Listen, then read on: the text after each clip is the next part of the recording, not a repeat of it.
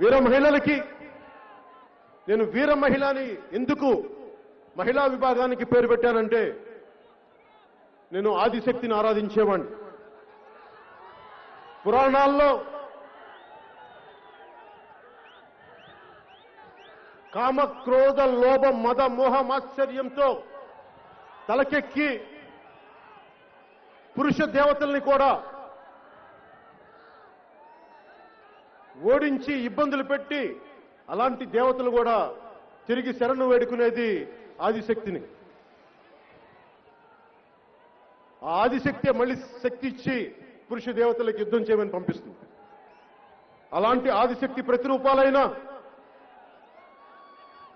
మా వీర మహిళలకి ఆడపడుచులకి నా హృదయపూర్వక నమస్కారాలు. చరిత్రలో చదువుకున్నాం, ఖడ్గతిక్కన యుద్ధం నుంచి పారిపోతే తల్లి భార్య ఇద్దరు పసుపు గాజులు పిచ్చి స్వాగతం పలుకుతారు.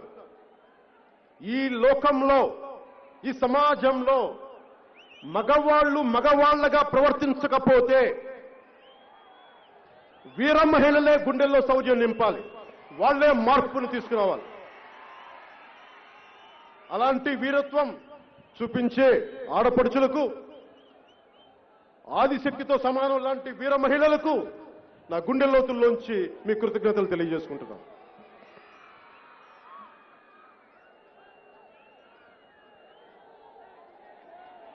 స్వాతంత్రోద్యమ స్ఫూర్తితో